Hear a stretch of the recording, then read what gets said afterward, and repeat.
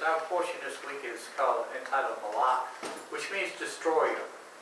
And the portion is taken out of Numbers 22, verse 2 to 25, verse 9.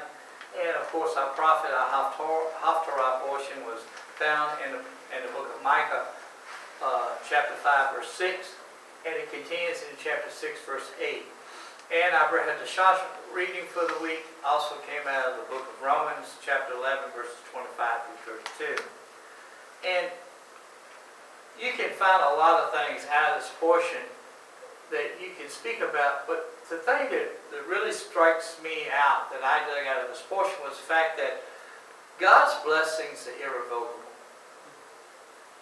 And they can't be deterred by anything outside of God's principle of sowing and reaping. In other words, we can't hinder what God has already commanded to do, despite what we think we can do, or what it looks like we can do. The portion contains the narrative of Balak's desire to curse the Israelites by hiring Balaam, a diviner, to proclaim a curse on them, of which God will not allow. And see, there's some questions that we really need to ask ourselves when we illustrate how this principle of God works. First off, when we read in this portion, why is Balak so afraid of Israel? He's the king of Moab. Moab is a huge land area, a huge kingdom at the time. But Balak's fear comes from the reports of the prior military successes of Israel, especially of their defeat of the Amorites, one of the strongest peoples in the land. And the fact is that the Israelites were composed of a massive number of people, literally millions. Now you got to think about that. They're all at your border, camped out. And they're spread out. They're not in one central location. So you can't just go in through one or two directions and hit them. They're spread out, but they're centered too, because they're centered around the tabernacle of God. And you have to understand too, these people have massive amounts of livestock as well. And they're in your graze land. And they're eating up all the grass for your stock. And you compare this to the amount of people who might be inhabiting the border towns of Moab, and add the fact of this that Israelites literally, in a way, have surrounded them on their border by encamping. And so this was what would give cause for Balak to fear that his kingdom would be attacked next. And so we open up the scriptures in Numbers 22, verses 2 through 4.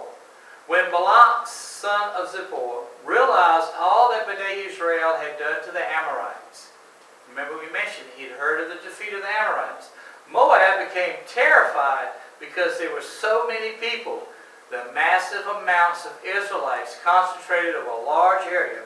Moab was filled with dread because of the Bnei Israel. In other words, they had already lost heart as a people. Moab said to the elders of Midian, "The multitude will lick up everything around us like an ox licks up the grass of the field." Now they're making reference to how all their cattle and stuff is eating all their graze land. We're not going to have anything left for our own stock. Our stock are going to get hungry and die off, and we're going to be left with nothing. But now Balak, son of Zippor, was the king of Moab at that time. So, what can Balak do to protect his kingdom? Balak could take up arms against Israel, but he has already declared through the elders that Israelites' numeral superiority over his own people. So Balak chooses a more sinister way. He decides to hire Balaam, son of Beor, a diviner, to bring down a curse upon Israel that will weaken them enough that he will be able to destroy them as a people.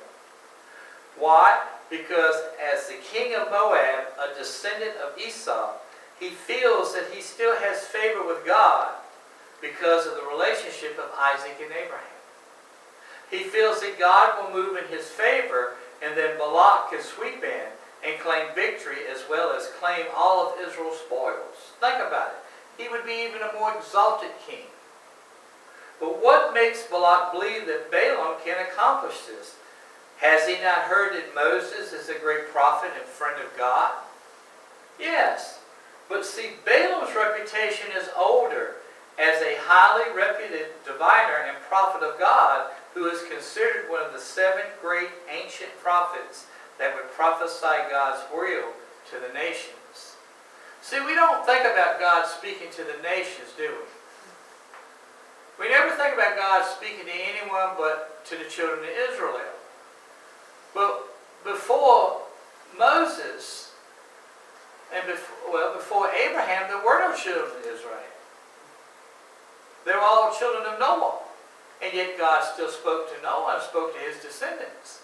So there has to be someone there who is in tune enough and recognizes the one true God, that God will speak to them and prophesy to the nations. And this is another point of fact that there's always been a witness to the nations of the oneness of God.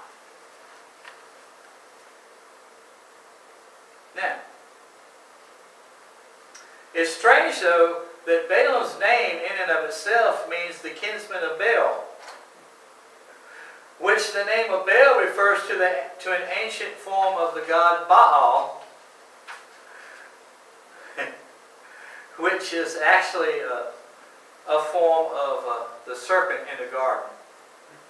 So, it's just kind of an irony here that he's considered a prophet that hears the will of God, but yet his name says he's kin to Satan. And so, go think it,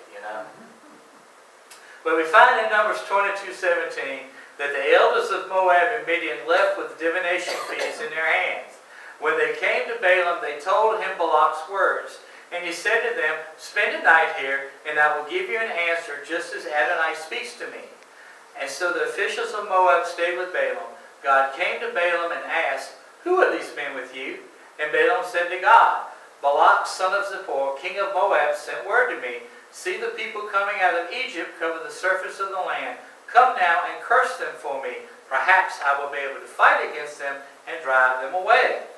And God said to Balaam, "Do not go with them. Do not curse them, for they are blessed."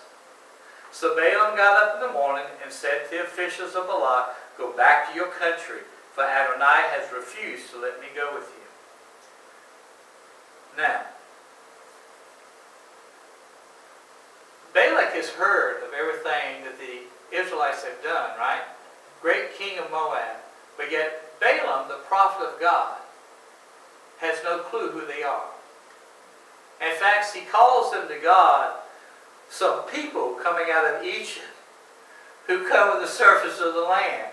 He doesn't even identify them. They're just some people. I think it's interesting that God doesn't pre-warn Balaam in any aspect of this. And yet Balaam is supposedly, he does talk to God. It says, Balaam said to God, and God said to Balaam. So there's a direct link between the two. And of course, God's answer to him is, don't curse them, or do not, basically saying, you can't curse them, but they are blessed. And so Balak sends his emissaries to Balaam, again, to hire him to curse the Israelites. But Balaam refuses because God has revealed to him not to go. But Balak is not deterred in his desire to destroy Israel, and sends the second time an even greater number of emissaries. In fact, the princes of the kingship of Moab, in order to impress Balaam of his importance and to offer great reward. Literally, Balaam can name his own price, but Balaam still refuses. Twice has Balaam been enticed to come to Balak and curse the Israelites in order to destroy them. The question remains why, if Balak was king of Moab and he felt he was so powerful, why didn't he just attack Bnei Israel with his superiorly trained army, instead of persisting on the service of a diviner to declare a curse on the nation? Now, would the answer have to do with that those nations that they had heard of that Israel had already conquered had been conquered in a supernatural way? In other words, they saw how Israel did not strive to conquer the Amorites, but the Amorites were literally delivered into their hands, and they took the entirety of the spoils. In that supernatural way by which God has delivered the nation into Israel's hands. And God does promise Israel as they go through the land, I will go before you and I will put your enemies into your hand. God makes this promise to them. In other words, yes, you will fight, but you will not have to strive as would someone who has my blessing or my presence.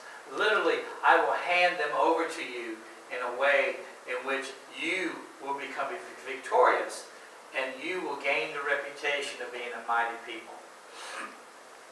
So, then the next question goes, well, if that's the case, why does Balak believe that God will abandon the Israelites and honor his request? It should not be just because he's the son of Isaac.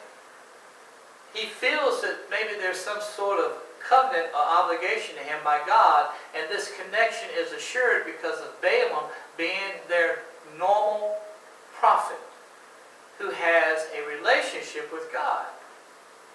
But Balaam's response to Balak's emissary still, after each encounter, is the same. No.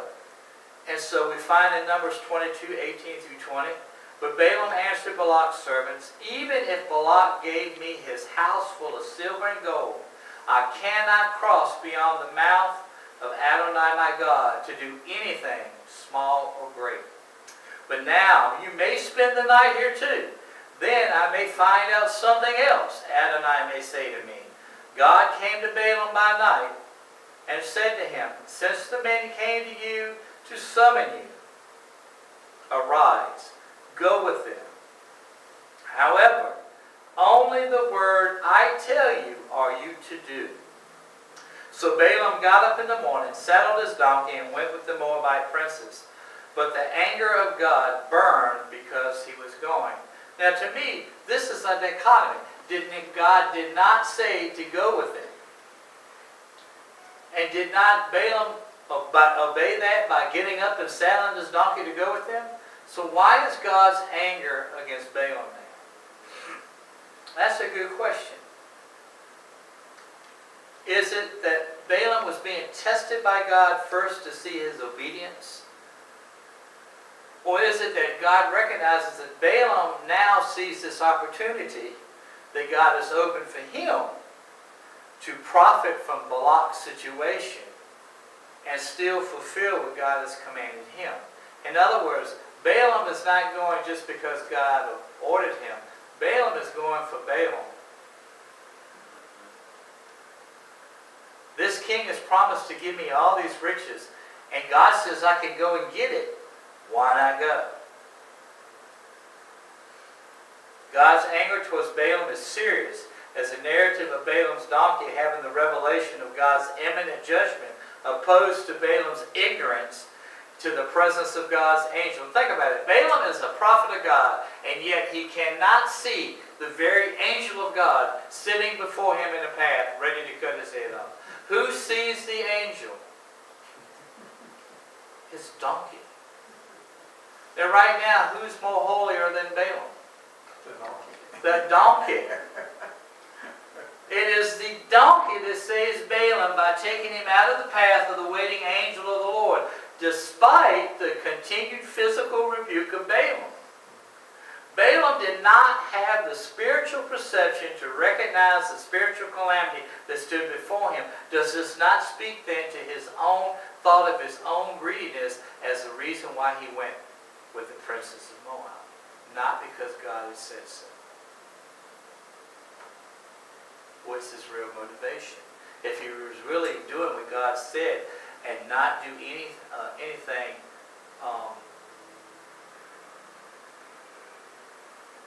only the word that I tell you are you to do, he just decided, well, I can go. I'm going to go and see what I can get out of Balak. If he really would have been sitting and meditating on this trip with the representatives of Balak onto what God is going to say, what does God want to tell Balak, he would have seen the angel before him. And he would have stomped the donkey on his own. But he is so happy now that he feels like he can gain something for himself. in other words, when we think about what we're doing for God that profits us before what is it that God wants, do we kind of lose sight of God in all this? And do we not sometimes trip up in our own situations because we're creating it, not God? Isn't Balaam doing this? Now think about this. And when I thought about it, it cracked me up. It took God to open the mouth of the donkey to speak to Balaam before Balaam would recognize the presence and judgment of God moving upon him and open his eyes to see the need for him to repent before the Lord. You might just say it took a mule to communicate to another mule here. He chose the right one to speak to Balaam, didn't he? You're being stubborn, Balaam. Blah, blah. You're being stubborn, Balaam. I can just see that mule now grinning at him. But isn't it just a definite human trait among us? Aren't we stubborn anyway? Doesn't the scripture say that we are a stiff-necked people? And it doesn't mean that we've been in an accident and we have a collar hang on, okay? It means we're truly a stubborn people. Now, stubbornness is a good trait and a bad trait. Stubbornness in the right perception, where we're using it to cannot be swayed out of what we understand God to be, and our service and faithfulness to God can be good because it keeps us founded and keeps us plowed in the right direction. But stubbornness, and that we are stubborn and resistant unto what God is really trying to do to us or have us do, becomes a bad trait, because then God has to enact upon us things we wish would never happen. Just like the donkey dragging Balaam around the side of the rock there, nearly taking his foot off, and then literally just sitting down on the ground with Balaam sitting on him. And you know, that had to be a mule just to drop from under you. It kind of shook him up. But, you know, but then again, aren't most people, and now we're thinking about what Balak is doing, aren't most people stubborn in their perceptions and assumptions about other people and their motives, especially if they seem strange and more formidable to them? Don't most people believe themselves more important or necessary than they really are? How about Balak's concern that he will lose his kingdom and wealth? Why? Because of Israel's exalted state with God. Look, God is going. Now, we got to think back into the history of the scriptures where God promised Edom, which is Esau, that he would have his kingdom forever, right? God never said he would take his kingdom from him, did he? Which becomes the land of Moab. And so why is Balak worried that the Israelites are going to steal his kingdom from him? He doesn't even remember the very promises that God had given to him through his righteous ancestors. Yet Balak cannot see it. Balaam proves his stubbornness and his feeling of self-importance because he believed that God was using him to save the Israelites from the Moabites through his position of being the prophet to the nations. He felt that God was endorsing what the emissaries had come to hire him to do, so that he willingly saddled up to complete the task. Balaam forgot that in his own conversation with God, that he had been instructed, only the word I tell you, you are to do. In other words, if I have not told you to do it, don't move, Balaam. Therefore, Balaam should have not left before the word had been told to him by God, saddle your donkey. But it is within the real mule-headed exchange where Balaam realizes his sin and submits to the will of God that he declares his position before Balak personally when he is presented to him. We find that in Numbers 22, verse 38. Look, I have come to you now, Balaam said to Balak. Can I just say anything? I must speak only the message that God puts in my mouth. Balak I cannot proclaim that which God has not declared. This is why despite building 7 altars in 3 separate locations, could Balaam proclaim a curse upon Israel and only a blessing. Nothing personally blessed by God can be cursed that is a biblical principle. This is why in the story of Noah, Ham himself could not be cursed for his inappropriate action of making light of Noah's indiscretion while he was intoxicated. This is why Balaam cannot declare a curse upon Israel, as they have been personally redeemed and saved by the hand of God. Even in a blessed state that Israel was in, the Israelites themselves can bring a curse upon themselves because they can allow their own lust. And we find that in the portion near the end, in chapter 25, of the Midianite women, that will cause them to follow after foreign gods. Of course, this shows how we who are God's people, can lose our blessed state through our own choices and our own indiscretions. Just like the Israelite men and the Midianite women who were having immoral sexual relations with the Israelites that included making sacrifices to the Midianite gods, therefore they were becoming bound unto the gods of Midianites, Baal Peor, and rebelling against the God of their salvation, angering the Lord their God, as it should be. In short, a foreigner or an outsider may not be able to bring that curse upon the people of God, but God's people can surely cause themselves to suffer the wages of their own rebellion against Him. As God would allow the sin of one's life become a plague, so did God allow to befall those Israelites who rejected Him for the gods of the Midianite lovers to come under a plague. He also commands those elders of Israel who have not soiled their souls to rise up and destroy, to kill, to Balak these men.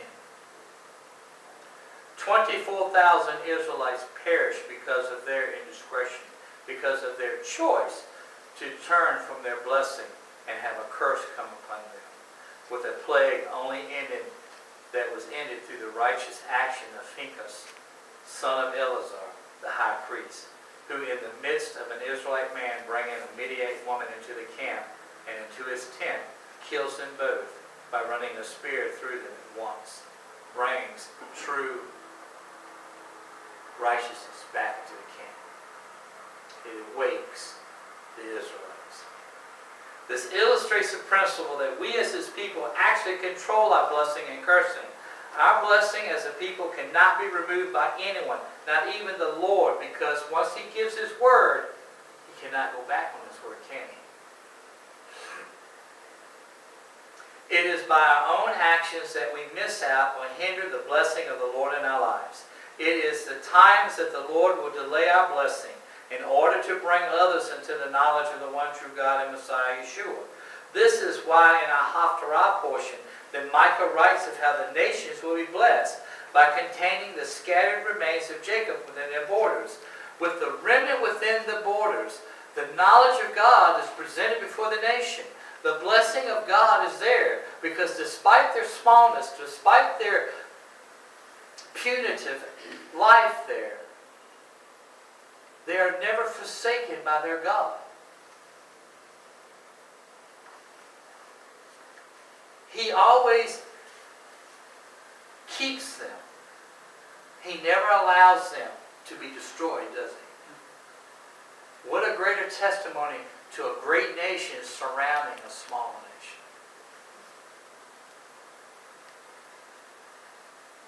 That our God is the only God. You cannot harm us unless He allows it. With that remnant within their borders, the presence of God is within their borders, and by that, the opportunity to come to the knowledge of God, acquiring the nation's salvation. Is it not the reason why the nation of Israel was created by God in the first place? So that they would take the knowledge of the one true God of Abraham, Isaac, and Jacob into the nations that have forsaken Him, in order that all men can come into the knowledge of the truth and come into the salvation that is only offered by the God of Abraham, Isaac, and Jacob through Messiah Yeshua. Is that not what we were designed to be for our Lord God? You will be a nation of kings and priests and prophets, teachers, a witness unto all the nations. But if that nation abuses the people of God, he will exact his vengeance on them, and that is to be cursed by God, a fate no real nation would want to have. And this is where we find in Micah 5, verses 6 and verse 14. Now the remnant of Jacob will be in the midst of many peoples, like dew from Adonai, like abundant showers on grass, that does not wait for man, nor lingers for the Son of Man. In other words, now the remnant, now the people of God will be in the midst of these nations, and just the presence of them there will bring blessing upon this nation, because they are living amongst these people. And yet in verse 14, here's what it says to the nations that have abused these people, his people.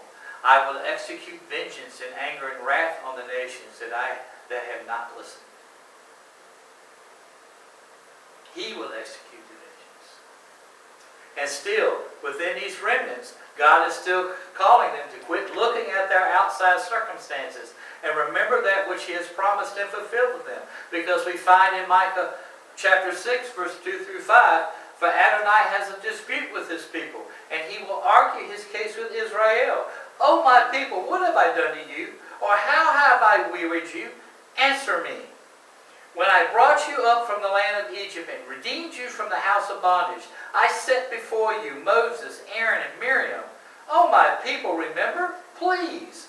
What did Balak, king of Moab, purpose to do to you? What did Balaam, son of Beor, answer him? From Shittim as far as Gilgal, so that you might acknowledge the righteous acts of Adonai. How can you say that I have accursed you?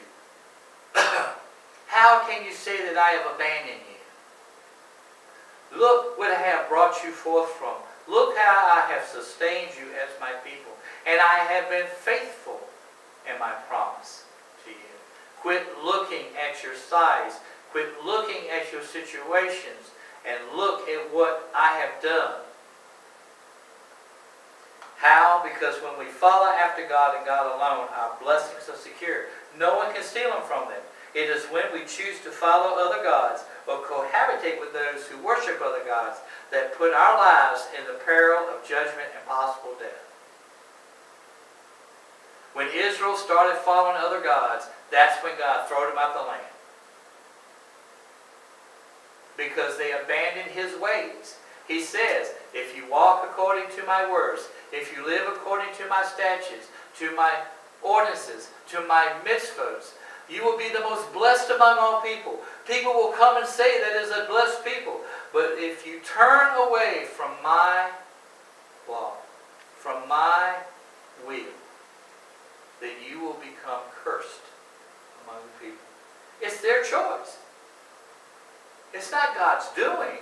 It's just the opposite effect of what we do when we turn away from what God has given us. It's the natural reaction to it.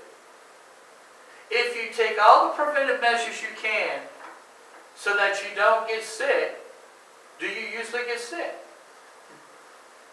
But when you fail to keep yourself healthy, what will happen to you? You get sick, right?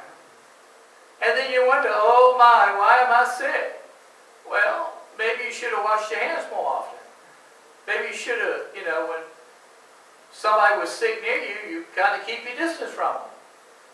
But you didn't. You didn't follow the rules.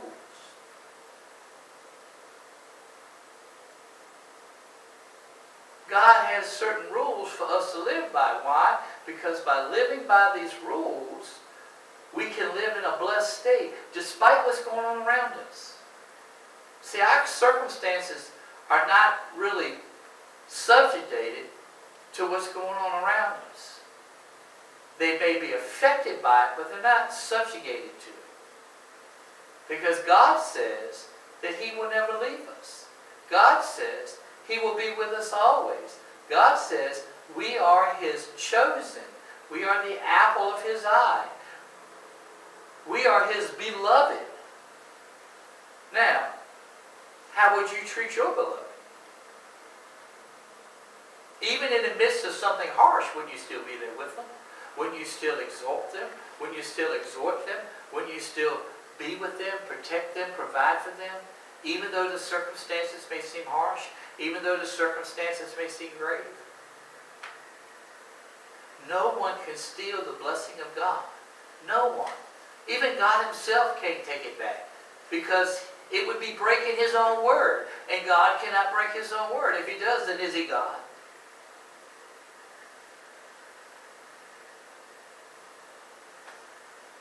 And this is sometimes is what makes us as a people so ineffective and so disheartened. It's because we feel like God is not with us. We feel like God has kind of abandoned us. And it's not that. We need to examine, what are we doing as a people that isn't honoring God? Have we got to that place, or have we done those things that mar that testimony or that witness of who he is, to where he has to turn his back from us? Not that he's taken the blessing off of us, but he can't look at us. And yet, how quick will he turn around to us when we repent? Scriptures, in every prophetic scripture I've ever read, even though the prophecy says, and you will walk away from me, and I'll cast you, disperse you to the nations. I will make your lives miserable among the nations. But when you repent and come to me, I will exalt you. I will bring you back into your land. I will bless you, and you will be again the most blessed of all people in all the world. He doesn't hesitate. See,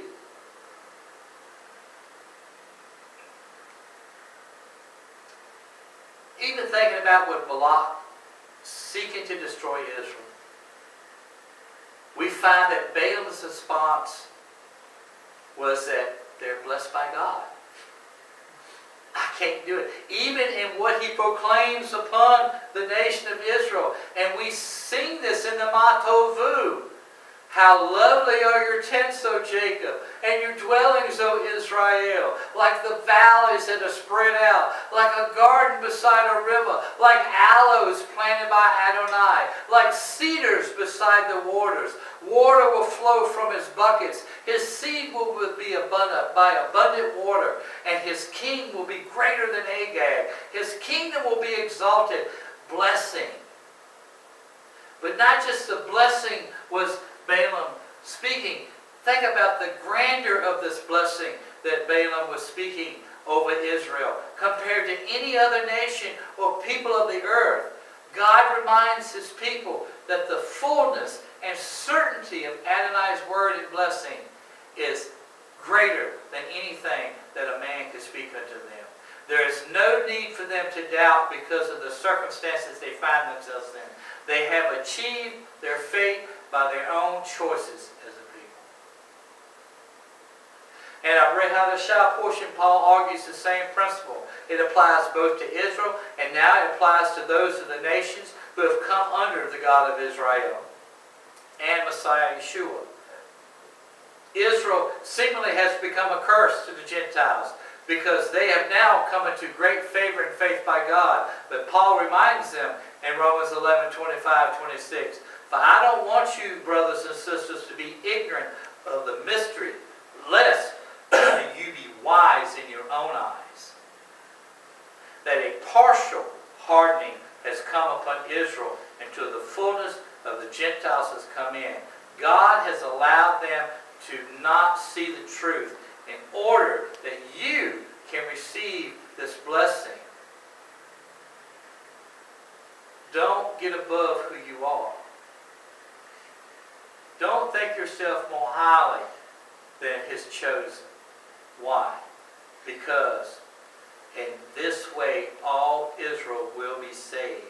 And it is written, the deliverer shall come out of Zion, and he shall turn away ungodliness from Jacob.